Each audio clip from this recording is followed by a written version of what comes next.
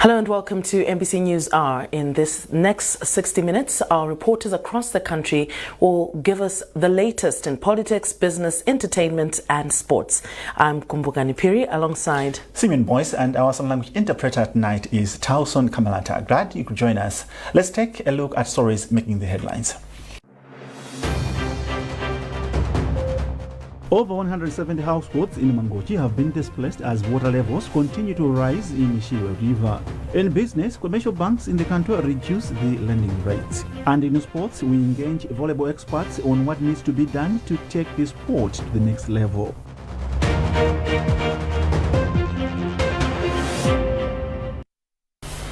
Our top story tonight, lives of 174 households in Galamo village, traditional authority Mapira in Mangochi, have been disrupted due to rising water levels in Shire River. Chief Executive Officer for Mangochi Municipality, Ernest Kadzokoya, has told NBC that the number is expected to rise. Francis Banda has filed this report read by Owen Mavola. Rising water levels in Shire River in Mangochi are disrupting lives of many, with over 170 households confirmed to have been affected so far in the area of traditional authority Mapira. A visit to the affected areas reveals that the rising water levels have led to the submerging of houses, displacing families, with most of the affected living in fear. Speaking in an interview with NBC, Chief Executive Officer for Mangochi Municipality, Ernest Kadzokoya, said as the council is looking for support to assist the affected households, relocating them is the lasting solution, saying this is not the first time for the area to be hit by floods. So far, we have registered 174 households that have been affected.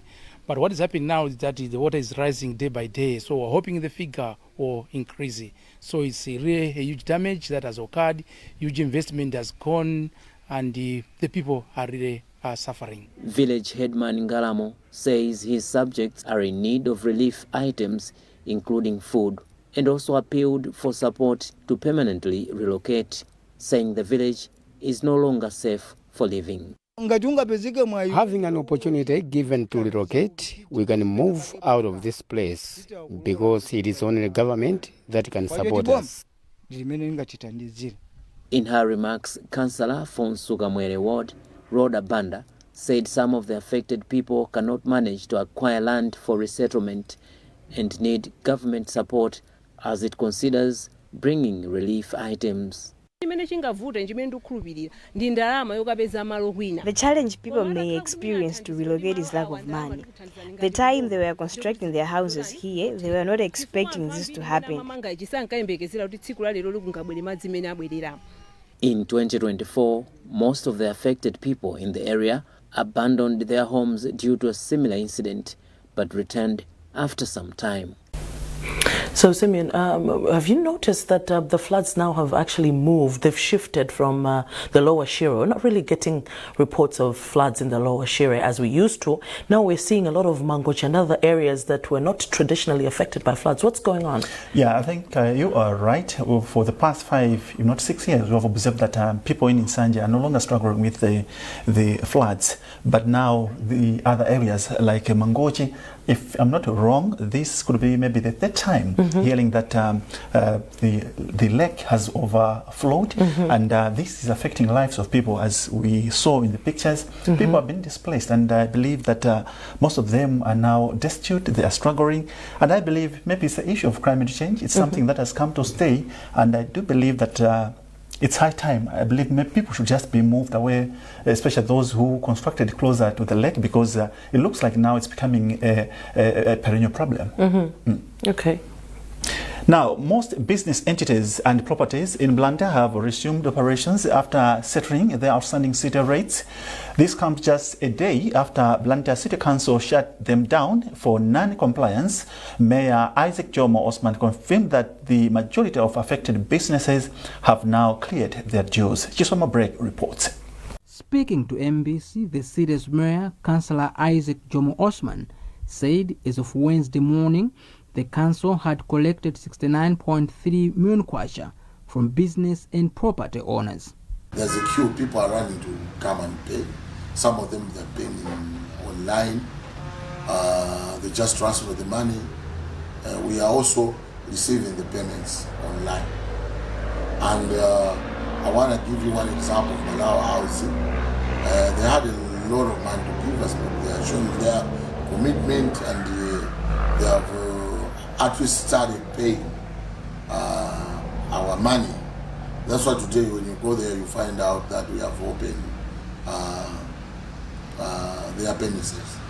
What we are doing, this exercise, we are doing it for the betterment of residents from Blantyre. They are the one who experience hard life. So we want things to change in Blantyre. We want to improve on our services that we are giving to the people. Because as a Blantyre City Council, we are services providers.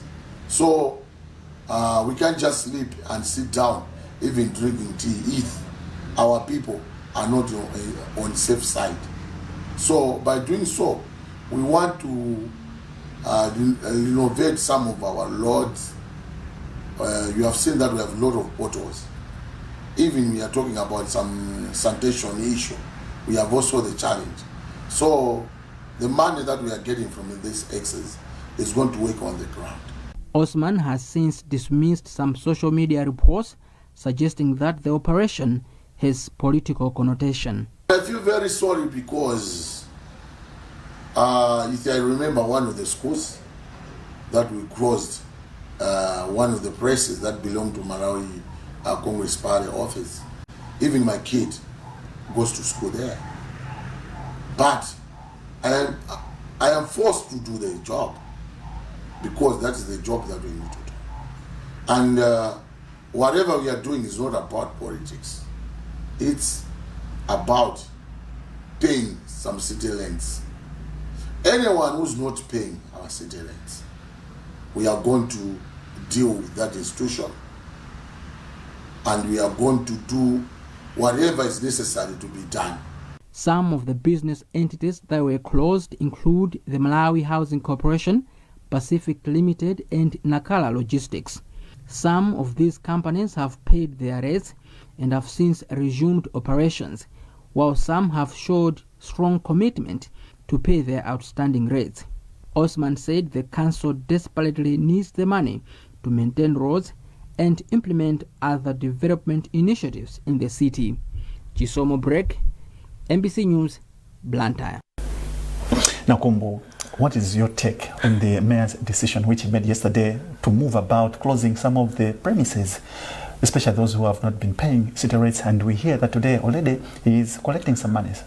Very good innovations coming in from the mayor. And you look at some of the organizations shouldn't even be struggling to pay city rates. I think it's just one of those unethical practices that we're into as Malawians. I must say that you look at the figures that he's collected within these 2 days. I think there's a lot of money that that we're losing in not paying the city rates. My hope is that he uses, or the council will use those resources that are actually being collected, they'll be put to good use. That's my take. And let's hope also that the other councils will also emulate what Mayor Jomo has done. Now, for years, many local non-government organizations, NGOs, have been focusing their programs heavily on empowering girls' education, addressing challenges like early marriages, dropouts, and gender-based barriers that affected them. This disparity is now beginning to change as some NGOs are expanding their educational initiatives to include boys. Our reporter George Banda has compiled this report, which is read in our studios by Ruth Chinangwa. For years, most local non-governmental organizations in the education sector has been focusing their attention on promoting girl-child education. In doing so, the boy child has been left out, even though they face similar challenges like the girl child. However, this kind of approach is fast changing in a number of communities. Meet Asha Machinjiri, a 12-year-old boy from Save Our Souls SOS private primary school in Machinjiri Township in Blantyre, one of the 73 recipients of Best Performing Awards previously given to girls only. As a recipient, he is very excited to be among the first boys to receive the award, and he said he is happy to learn that some local NGOs have now started incorporating boys in their education initiatives. I receive this with very big thanks because it's good to appreciate all genders so that they can work hard. I advise my fellow boys to not take drugs and to work hard in class. Forum for African Women Educationalists, FAWEMA, is among the NGOs that have changed their approach from promoting girl-child education only to include a boy child in their education programs. Among its new initiatives, the organization has now started giving out various gifts to all Standard 8 top performing learners in some primary schools across the country. Lydia Mvona is the chairperson of FAWEMA's Blantyre chapter. We thought of bringing in boys just because FAWEMA has started incorporating boys. That's why boys have been included, whereby we are awarding them for their best performance. Education commentator Victor Chikwoti, who has long advocated for balanced investment in children's education, welcomed the move, saying it's high time that the boy child gets the attention he deserves. This is a very good development. It comes against the backdrop of leaving the boy child behind. And in leaving the boy child behind, any program that was aimed at empowering the girl child would not succeed because we live in a society where we are complementary. Much as we need educated girls, much as we need more ladies in the offices, but we will still need the boys, we still need the men in the offices to support these ladies. As a result, any program that only targeted ladies, any program that only targeted the girl child was not feasible because the proper way of empowering the girl child is by empowering the boy child. We really need empowered boy child so that they can understand who the girl is, how the girl can be supported. The change now reflects a broader understanding in the country's education sector, as organizations like FAWEMA adapts to their new strategies. Students like Asha Machinjiri represent the hopeful future where no child, regardless of gender, is left behind. Now, the Malawi Red Cross Society, MRCS, has intensified community engagement to contain the cholera outbreak in the country. This comes as the MRCS, in partnership with district health officers in hotspots, is conducting trainings on cholera prevention. Erlene Chimoyo has the details. Since late last year, over 800 suspected cholera cases have been recorded in various districts across the country. It is against this background that the Malawi Red Cross Society, in partnership with the Mulanje District Health Office, is conducting training workshops for health surveillance, assistance, HSAs, and volunteers in cholera prevention. According to Malawi Red Cross Society Head of Health Dan Kabomosola Banda, they got an SOS for assistance from the health office to reach out to Nampungo area in Traditional Authority Juma due to the high number of registered confirmed cases. If you can see the statistics from Mulanje district, this is the area that is taking almost 50% of all the cases that are in this district. So we chose this area to make sure that maybe we can work with the community structures, build their capacity in terms of maybe looking at what they can do in supporting their communities. You know, these epidemics start from the communities and they end there. So we need to put forward efforts that can really be community-based and be able to be sustained. One of the participants, Esther Mose, says the training will go a long way in helping to reach the community and achieve a mindset and behavior change towards cholera prevention, sentiments echoed by Bernard Mlauzi and HSA. I think it's very important for this training because it boosts us the morality and to carry a message to the community to implement and to prevent the cholera issues. While boasting of 0 new cases in the past 28 days, Integrated Disease Response and Surveillance Coordinator for Mulanje District Hospital, Samuel Njanji, said they are not leaving room for complacency. Much of the work that we do in the community for cholera surveillance and control we oftentimes rely on the community for us to be able to implement the interventions. So, for example, issues of addressing the cholera outbreak in the district, us by ourselves as health workers, we cannot do everything by ourselves to control the outbreak. So we rely on the community to do their part as well, to address the risk factors that are there in the community that are bringing the cholera outbreak. There are expectations that with such interventions made so far in 5 districts of Chikwawa, Blantyre, Mwanza, Neno and Mulanje, there should be no deaths or new cases of cholera. Elin Chimoyo, MBC News, Mulanje. Speaker of the National Assembly has challenged private sector players to actively participate in Malawi's legislative process as a way of promoting economic transformation. Speaker of Parliament Samir Suleiman said this during an engagement meeting Parliament had with private sector. Suleiman emphasized that developing laws that are responsive to the needs of private sector has the potential to fast-track the country's development process. Suleiman speaks to our reporter, Trust Office. There's a lot of things that we can do together. As I mentioned in there, an example is that even our own laws are very old laws that need to be reworked on to meet the current conditions and environment. We cannot have laws that were made in 1950 governing us until today. So this is one way of also modernizing our parliament to meet the current standards. Daisy Kambalame is Chief Executive Officer for Malawi Confederation of Chambers of Commerce and Industry. As you know, Parliament is responsible for setting the laws of the country, and those laws most of the times actually affect how businesses operate, the impact on business revenue, the ability for businesses to invest and also recruit people. So for us, I think this is a good platform to have and ensure that we're also exchanging ideas and input and providing input on the impact that decisions that are being made in the Houses of Parliament and the Chamber actually affect private sector.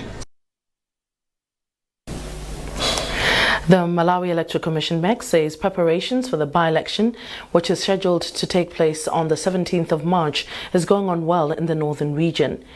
MEC Regional Elections Manager for the North, Diverson Makwete, made the remarks in Mzuzu during the training for biometric voter verification device operators and presiding officers on how to improve service delivery in the upcoming by-elections. Jackson Sichali with details.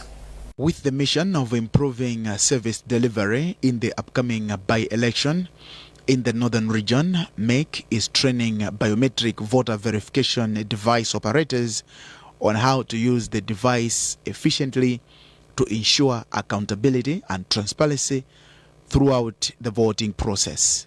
Speaking during the training session, Makwete highlighted the need for collaboration between device operators and presiding officers to ensure smooth operations during the election period, hence the need to impart the necessary skills and knowledge that is crucial to realize the desired outcomes. People are prone to try and explore other things in any system.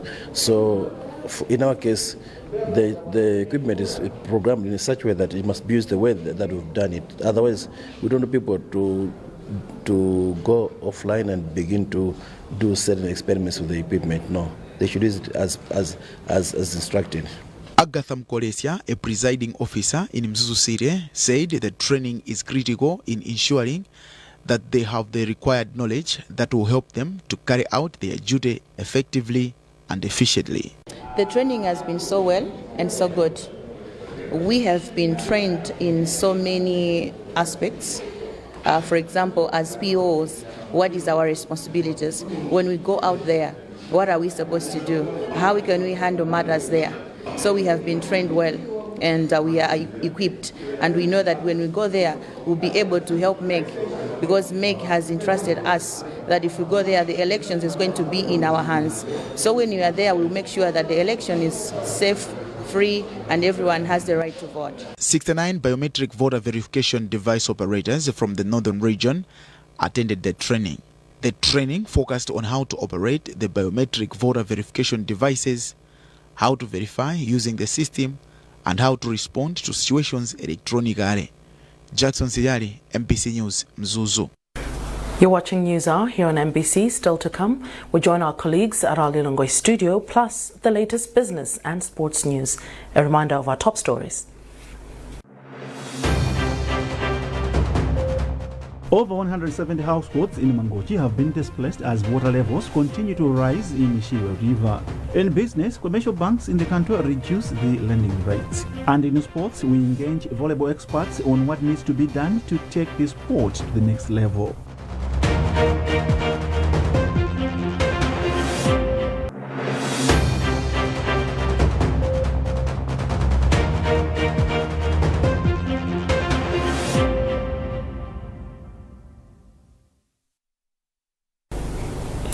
Welcome back. Let's now join our colleagues in Lilongwe studios for the latest update from the Central region.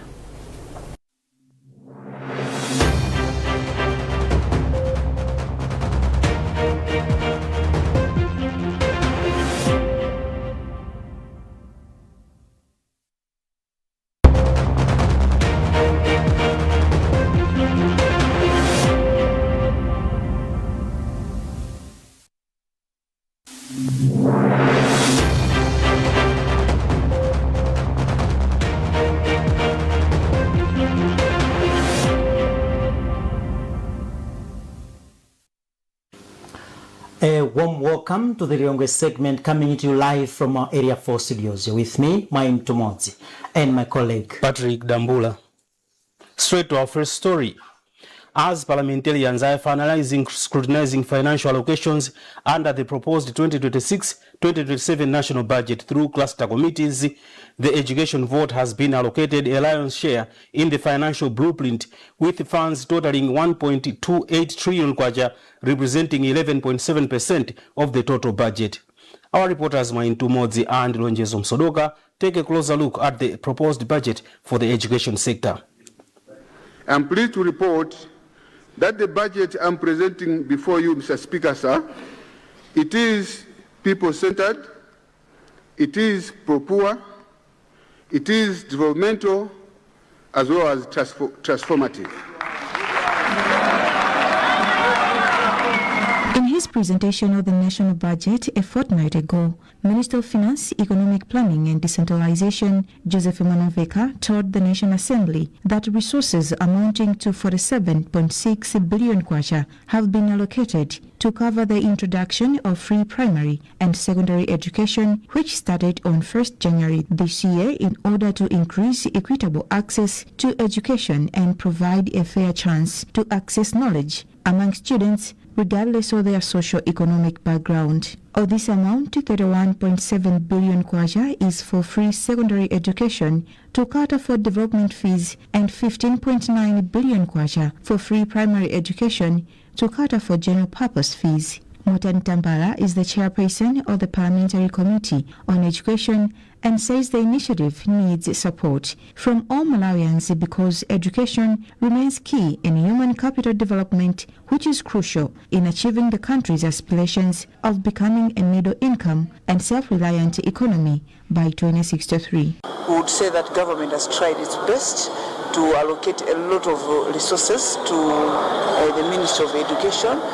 Gaps can be there, but what I can say is Ministry of Finance and Ministry of Education should sit down together and look at the gaps that are there and how they can fill those gaps. Education is a fundamental right. Education, it is what we call it brings human capital. So it is very much important that as the President has started investing a lot of resources in education, this has to be implemented. This has to be utilized efficiently, so that at least this deliberate policy should bear fruits. However, concerns remain over the implementation of previous education budgets. Recently, the Civil Society Education Coalition, CSEC, released a report on its analysis and tracking of the 2025-2026 budget implementation in the education sector. The report exposed that only 77% of the financial allocation to the ministry was disbursed. Chairperson of the coalition, Benedicto Gondowe, says the issue requires close attention from Parliament to ensure that approved resources reach intended programs. The view that we should not just look at what has been allocated. We need to look at how much has been disbursed and how much has been utilized. Because from the 6 districts where we tracked the national budget, we have established that in terms of disbursement to date, only 77% has been disbursed, and we're remaining with about 20 days. Yet we have in excess of 200 billion yet to be disbursed, meaning that there has to be a match between the approved budget and the disbursement. Meanwhile, Kondowe suggests that out of the 5 billion kwacha that has been allocated to Constituency Development Fund (CDF), 10% should go towards the education sector. The 2026-2027 budget also has an allocation of 11 billion kwacha to teaching and learning materials in both primary and secondary schools. This represents a 122% increase from the 2025-2026 revised provision of 4.96 billion kwacha. In addition, a total of 45.7 billion kwacha has been allocated to operations of secondary schools and teacher training colleges in the amounts of 31.4 billion kwacha and 14.3 billion kwacha respectively. For the country's 6 public universities,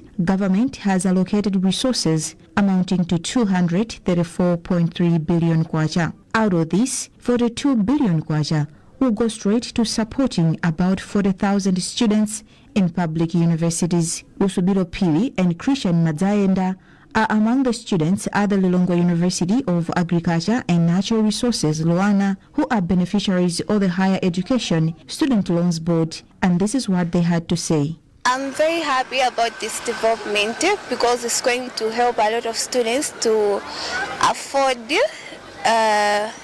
education, to afford to find things like food, accommodation. It's going to help a lot of students to pursue their education. As needy students, we were lacking lots of fees for our education. So by setting aside so much money, that will help us to achieve our goals. Commenting on the same, Vice Chancellor for Luana, Professor Emmanuel Kaunda, hailed government for the increase, describing it as the best move in the promotion of higher education in the country. Earlier on from the loans board, I think they were 35,000. Now they have increased to 40,000. It's a big thing for us. And for the 2 billion, sometimes when we go to Minister of Finance, we don't talk about universities. We have to talk to Minister of Finance to say, Minister of Finance, increase the cake for loans board. Because by doing that, it means we are having lots of students who are supported. So most of the students that I'm trying to say, who come here, they are needy students. So we were very happy, and I'm very happy, and I'm sure my colleagues also are very excited about that announcement. I would say kudos to the government for such an initiative. As the budget process moves towards approval, education stakeholders say ensuring timely disbursement and effective use of the allocated resources will be key to translating the funding into better learning outcomes. There is a relief and hope following the special budget allocation of 3 billion kwacha in the nation budget towards the establishment of dialysis units, starting with Mzozo Central Hospital. Until now, the northern region has no dialysis unit, a situation that burdens those in need of the service as they have to travel longer distances to other regions to access dialysis support.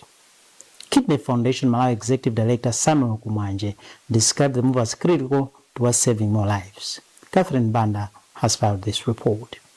During the 2026-2027 national budget presentation, the Minister of Finance, Joseph Mwanavika, indicated an estimated 1.02 trillion kwacha allocated towards the health sector. He said out of this allocation, 3 billion kwacha has been earmarked for the establishment of the dialysis units in phases approach, starting with the Nzuzu Central Hospital.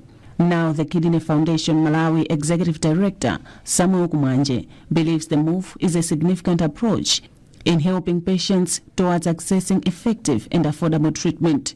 He said the organization has been lobbying for the establishment of dialysis centers in the north, arguing some fail to attend their medical sessions due to longer distances, while some are forced to relocate to Lilongwe or Blantyre just to be close to the dialysis facilities. In the previous budgets, the dialysis services were actually included as part of the medication. So in this particular area that they have actually allocated a separate budget, this has been a very recommendable job that we are expecting even the government itself, even the Minister of Health, to take a serious note and take an approach that is going to help the patient themselves to access treatment which is effective and at the same time affordable. Malawi Health Equity Network Executive Director George Jobe said the allocation aligns and respond positively to their submissions to the government during the pre-budget consultations. We have also been advocating for a dialysis machine in Nzuzu for districts in the northern region, and we have seen that has been allocated. We commend it. This is a plus. As we said that the dialysis machine in Nzuzu is very important. It is going to save lives. It is going to decongest Kamuzu Central Hospital because the north was saved by Kamuzu Central Hospital. Ministry of Health spokesperson Adrian Chikumbe said some preparatory works to having such machines at Nzuzu Central Hospital have since commenced. People from the north have been deprived of dialysis services at Nzuzu Central Hospital for quite a long time, and now an allocation of this money in the budget is now a huge relief to us because we're going now to install the dialysis machines at Nzuzu Central Hospital, so people will not have to go all the way to Lilongwe or even sometimes Blantyre to get dialysis services, because these are services that are supposed to get maybe twice a week, and so it is actually a burden when the services are provided far, like in Lilongwe.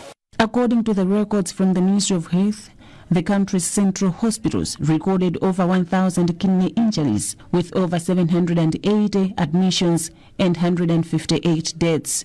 Kamuzu Central Hospital alone attends to an average of 64 patients on dialysis. Catherine Banda, MPC News, Lilongwe. Still on budget matters, an analysis by the civil society organization Nutrition Alliance, CISONA, has revealed that only 0.5% of the national budget has been allocated to the nutrition this year. This represents a decline of 0.6% last year and about 1% in previous years. Stakeholders in the nutrition sector have since raised concerns over this trajectory, saying it undermines efforts to eliminate stunting and improve good nutrition. Miriam Gariza reports. Continues to face acute malnutrition challenge, particularly among children. According to the latest Malawi Health and Demographic Survey, 38% of children under the age of 5 are stunted, a level the World Health Organization classifies as very high. Experts say the situation has persisted for more than a decade, with limited progress despite various interventions. The civil society organization Nutrition Alliance, CISONA, says declining funding for nutrition programs risks worsening the situation, especially at a time when some developmental partners are cutting their aid. CISONA National Coordinator Joseph Gausi says Malawi must strengthen political will, financing and programming if the country is to make meaningful progress in fighting malnutrition. We engage members of parliament because we understand that they have the oversight role. They also are there to act as champions for nutrition. We would like them to engage the Ministry of Finance and the various sectors in government to lobby for more funding for nutrition. We are calling on them to also consider the issue of the food and nutrition bill, which has been in draft form since 2009 when it was first drafted. Until to date, it has not reached Parliament yet. We know that it is still under the Ministry of Justice, where it has been being prepared, But them as members of parliament, they can also ask the Minister of Justice the status of the bill so that it comes to parliament to help us also cover some of the areas that we see that are failing our nation. Nutrition expert from the Lilongwe University of Agriculture and Natural Resources, Dr. Alexander Kalimbira, says Parliament has a critical role to play during the ongoing budget process by scrutinizing allocations and ensuring that nutrition interventions receive adequate support. Kalimbira has also urged lawmakers to push for the long-awaited Food and Nutrition Bill, which has remained in draft form since 2009, saying the legislation would help strengthen regulation and coordination of nutrition programs in the country. Meanwhile, Vice Chairperson of the Parliamentary Committee on Health, Maureen Chira, has assured stakeholders that the committee will follow up on the bill to ensure it is brought before Parliament. Chira has also backed proposals that revenue generated from the 20% excise tax on powdered drinks should be channeled towards nutrition education and programs at district level. Most of the stunting is in the rural areas, and most of the places where they sell these powdered drinks are in the rural areas. So I think I'm in support of it, that this 20% tax should really go back to the people where it has been taken from, because it will go a long way, as we know that there's a reduction in the financing when it comes to nutrition. So this one will boost up the budget when it comes to nutrition. We have seen a deficit of 190 billion. It's a lot, and we are at a crucial moment whereby our donors are leaving us. So we need to find where to get this money, and it's a good proposal by the Honorable Minister of Finance, and we are in support of it, but let this money go to where it is being taken from. Stakeholders say investing more resources in nutrition is key to tackling stunting, rising cases of obesity, and other forms of malnutrition that continue to undermine the country's health, productivity, and long-term development. Miriam Kaliza, MPC News, Lilongwe. Well, thank you so much, Miriam, for that report. That's how we conclude this segment of News Hour from Area 4 Studios in Lilongwe. You've been with me, Moim Tumoza, and my colleague Patrick Dambula. Thank you for watching, and we hand you back to Kwachan Studios for more.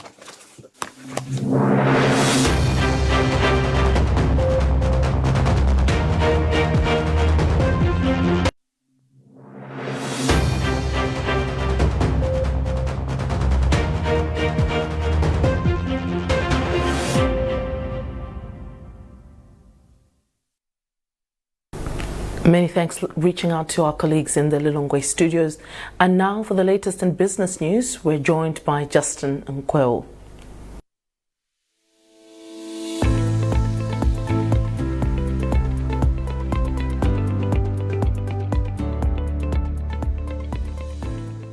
Thank you very much, and we start with the news that banks have dropped further the reference rate in reaction to a cut in the policy rate. Recently, the Reserve Bank of Malawi dropped the policy rate from 26% to 24%. The central bank said this is as a result of a gradual decline in inflation rate and a reduction in treasury bills yield. As a reaction, banks have dropped the reference rate to 22.7%. Initially, it was dropped to 23.7% from 24.7% in the preceding month. Well, we have modestly reduced, or cautiously reduced interest rates, and we think that the commercial banks are also going to follow suit because that is really the reference rate or the policy rate. So in the next few days, we are expecting reactions from commercial banks. Yeah, the equation is on both sides.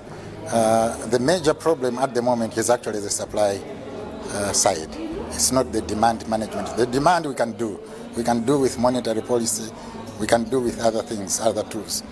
But the major issue is now, how do we stimulate supply? And part of the issue of stimulating the supply side is actually the policy rate issue. Of course, it has to go with other measures as well. so that the policy rate is also a credible rate and it doesn't go below the inflation rate.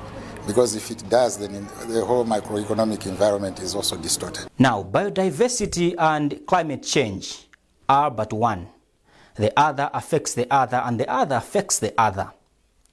Experts have said that if countries like Malawi are not careful in funding biodiversity, it may be catastrophic. But the experts believe that as much as government is doing enough to fund biodiversity and climate change mitigation measures, the private sector is not doing enough. What does that mean? And what does it mean if the private sector will not pull up their socks in funding biodiversity? These are the questions the following report is trying to address. Ilovo Sugar Malawi commands a large share of Malawi's sugar market through its product, from which it makes millions of money in profits. In the 2024-25 financial year, the company made a profit after tax of 77.8 billion kwacha, which was a 241% growth from the preceding year. Apart from making such profits, the company is one of the top taxpayers in the country, as evidenced by a 75 billion kwacha payout made to government last year. It is not always a bed of roses. However, as each year, the company suffers from natural catastrophes emanating from climate shocks. Its board chairperson, Jime Lipunga, admits that climate change has heavily affected their operations. It's become almost an annual. It used to be exceptional. Flooding used to be like maybe one after 3-4 years. It's become now an annual challenge. Luango had terrible floods this year, and the fatalities, may their souls rest in peace. So it's becoming a problem. It means our cane is being disrupted. Also, we're having to start late, crashing because of the impact of the flood. The fields are muddy, and so that does affect our capacity to produce. Climate change rapidly drives biodiversity loss by forcing species to migrate, disrupting ecosystems and altering habitats. While issues of climate change are inevitable, biodiversity experts believe companies such as Ilovo Sugar Malawi have themselves to blame for sluggish funding towards biodiversity conservation and management, which mitigates these climate change shocks. In its 2025 financial year, the company indicated that it is aligning its climate strategy with ABF Sugar's SBTI validated targets, which commit the group to achieving net zero greenhouse gas emissions across the value chain by 2050. It further said the targets guide the company's transition planning, investment priorities, and operational innovations. However, despite all the ambitions and the catastrophes the company faces due to climate change, its 2025 annual report indicated that it has committed only 6% of its planned capital expenditure to support climate change strategy and ESG initiatives. Ilovo Sugar Malawi is just a drop in an ocean when it comes to companies that biodiversity experts believe should pump in more to conserve and protect biodiversity from climate shocks. In an interview, Ministry of Natural Resources Chief Environmental Officer Biswick Mlaviwa said Malawi needs $100 million, approximately 175 billion kwacha per year, to conserve and protect the environment. He decries, however, that while government is doing its part, the private sector is lagging behind in financing biodiversity. In terms of mobilizing resources for biodiversity management, the financial sector and the private sector has not been adequately participating. It will enable these key stakeholders to contribute actively in terms of providing resources for biodiversity management, but also development of policies, products and services in their various institutions. The Ministry of Finance, Economic Planning and Decentralizations shares this similar concern. The ministry's Deputy Director of Economic Affairs, Lionel Mjenga, said they hope the private sector will be roped into biodiversity financing through a framework which they have developed. So we're trying to incorporate all private sectors to come in to assist in the funding of various activities which can assist us to mitigate the disaster and other things. So I think what we'll do is to make sure that we put in place a framework which will make sure that private sectors are willing to come in. Experts paint a gloomy picture of biodiversity future in Malawi if the private sector financing continues to be on the lower side. Regional Coordinator for Biodiversity Financing in Africa, Bruno Mueta, believes the environmental risks are huge and that the consequences on businesses will be severe if the companies do not come in quickly and handy. The private sector is actually highly dependent on biodiversity. I talked about the issue of water, linkage to the agriculture sector.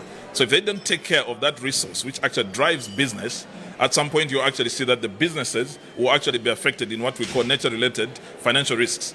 So the degradation of forests, the degradation of different forms of natural resources now translate to actually financial risks.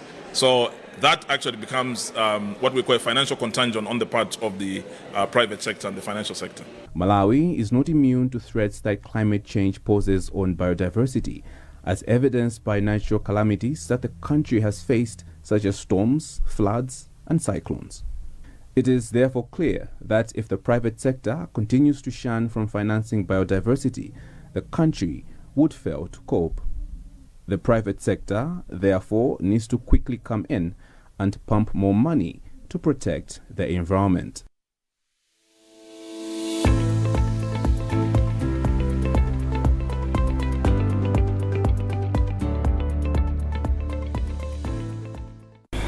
Thanks, Justin. Now, in entertainment, St. Andrews International High School in Blantyre will from tomorrow hold a 3-day music theatre. The acts will include a revisit to Hamilton, an American musical, which is sang and rapped through biographical musical with music, lyrics, and a book written by Lin-Manuel Miranda. In an interview with NBC, St. Andrews International High School drama teacher Kelvin Troughton says over the years they've done a number of musicals, and this time they've decided to do Hamilton, a musical that covers the life of an American founding father, Alexander Hamilton. There's nothing rich folks love more than going downtown and slumming with the poor. They pull up in their carriages and gawk at the students in the comments just to watch them talk. Take Philip Schuyler, the man is loaded. Every year we do a big musical theatre production at St Andrews, and this year we've chosen a play called Hamilton, a musical called Hamilton. The musical was written by an American guy about 10 or 12 years ago, I think, and it's been one of my favourite musicals for a long time. The reason why I like it, I think, is because it is such an amazing mixture of modern and ancient, because it's about an American man called Alexander Hamilton who really lived. He was born in the 1700s, died in the 1800s. So it's a historical story. It's about the start of America as an independent country. But the music is very modern. The music, a lot of it is influenced by hip-hop, there's a lot of rap as well as a lot of singing. The whole show is sung, so it's not a play with speaking. All of it, the whole story is told through the songs. So you've discussed me. I'm a trust fund, baby. You can trust me. I've been reading Common Sense by Thomas Paine. So men say that I'm intense or I'm insane. You want a revolution, I want a revelation. So listen to my declaration. We hold these truths to be self-evident. That all men are created equal. And when I meet Thomas Jefferson, I'ma compel him to include women in the sequel. And for the latest in the world of sports, let's join Nobet Jameson.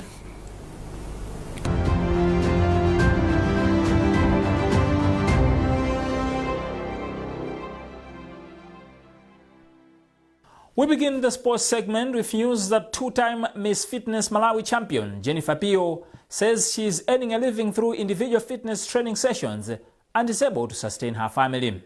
The country's finest female bodybuilder was into tailoring before taking up weightlifting and bodybuilding as a career. She now pays her bills as a fitness trainer, earning over 1.5 million kwacha a month. She tells her story to MBC's Amin Musa. I started bodybuilding in 2020 at home. At first, it was just like exercising. That was during the coronavirus lockdown. So I was doing it like for healthy purposes.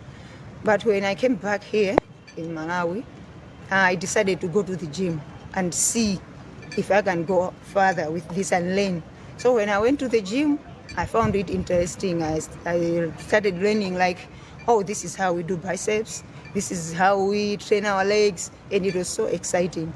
Then I learned that here in Malawi, there was only one lady, that was Doreen Kumbatira, who was doing bodybuilding. When I searched and read about her, I was interested. So I decided like to try bodybuilding. That's how I started bodybuilding. That was 2021 in the gym. And up to now, I love it.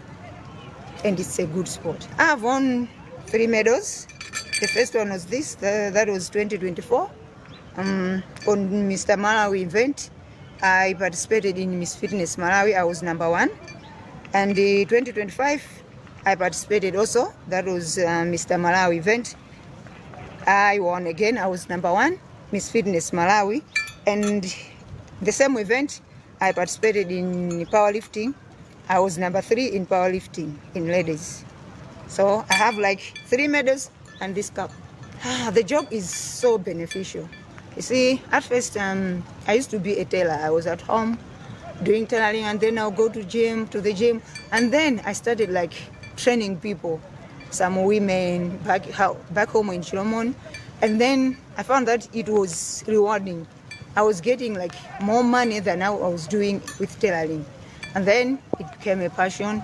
Then I was employed like at Mazim. I was training people in their homes. And now I stopped like being a full-time gym trainer. I do my own thing, training people at home, and I earn more money, 10 times more than I could earn working in the gym. About 1.4, 1.5 million a month.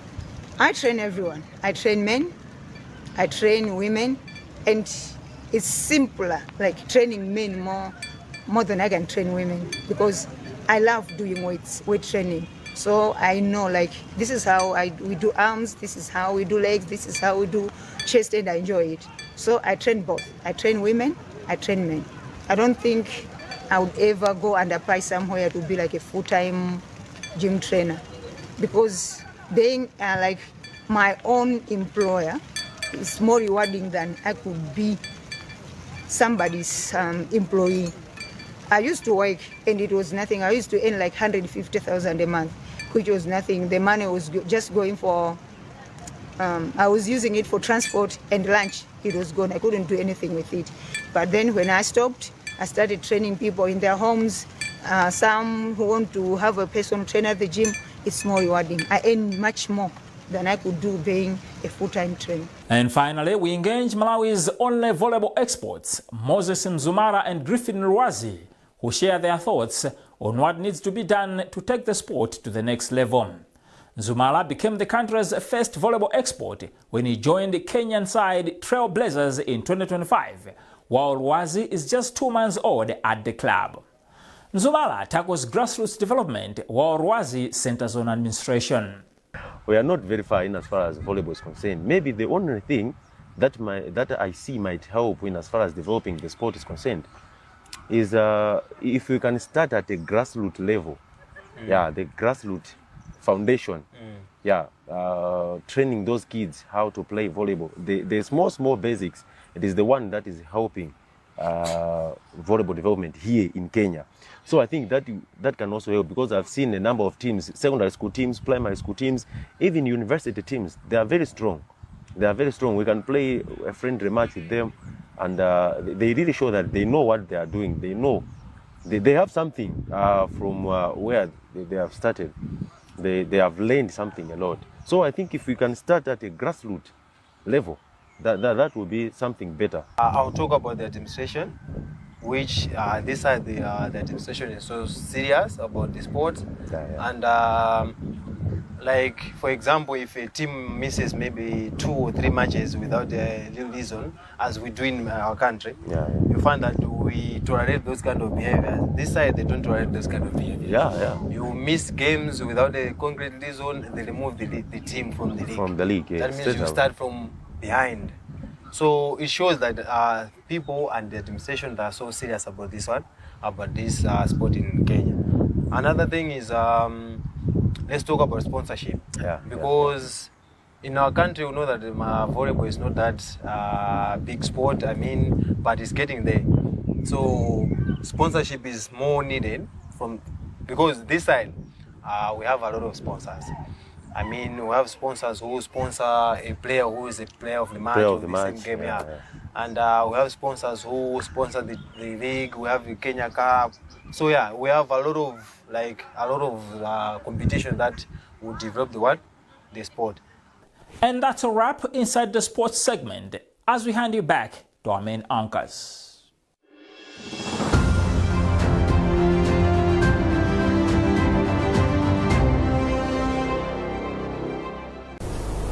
Well, thank you very much, Nobet. Well, that item also concludes this edition of News Hour. A reminder of our top stories.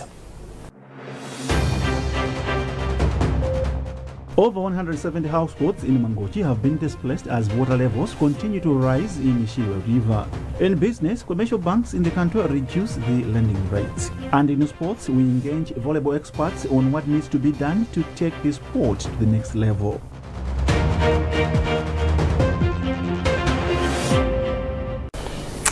Keep up to date with our news coverage on our digital pages by scanning the QR code at the top right corner of your TV screen. You're with me, Kumbukani Piri, alongside Simeon Boyce, and our sign language interpreter tonight was Tausoni Kamalata. From the entire team, it's thanks for watching and bye for now.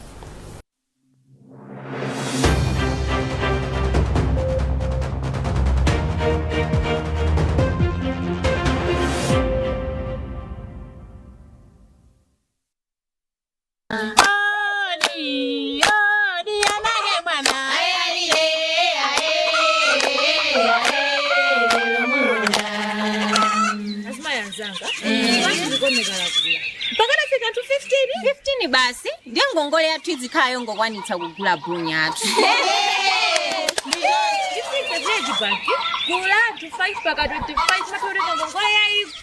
Anzanga, anti 15 tingatenge ngongole yoneka kugula.